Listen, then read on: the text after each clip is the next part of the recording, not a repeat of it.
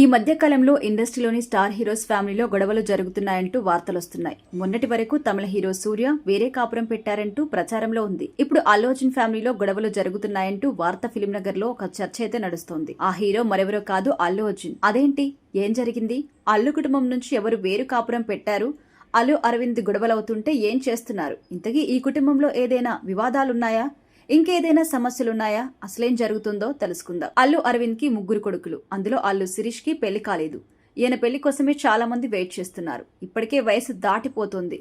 ఇంకెప్పుడు పెళ్లి చేసుకుంటారంటూ సోషల్ మీడియాలో కామెంట్స్ కూడా చేస్తున్నారు.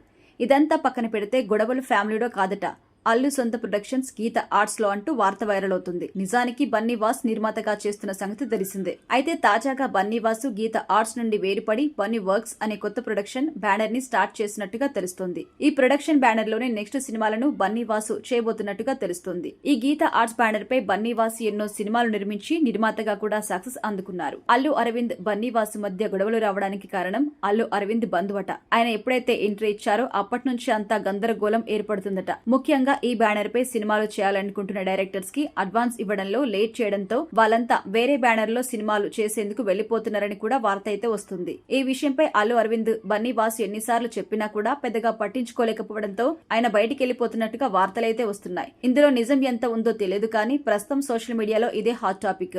దీనిపై అల్లు అరవింద్ కానీ బన్నీవాసు కానీ క్లారిటీ ఇస్తారేమో చూడాలి. ఇక అల్లు అర్జున్ సినిమాల విషయానికి వస్తే ప్రస్తుతం తమిళ డైరెక్టర్ అట్లీతో సినిమా చేస్తున్నారు. ప్రస్తుతం ఇది సెట్స్ మీద ఉంది. త్వరలో థియేటర్లోకి తీసుకురావాలని కూడా ప్లాన్ చేస్తున్నారట. పుష్ప 2 మూవీ తర్వాత రాబోతున్న సినిమా కావడంతో దీనిపై ఫ్యాన్స్ అంచనాలు భారీగా పెట్టుకున్నారు.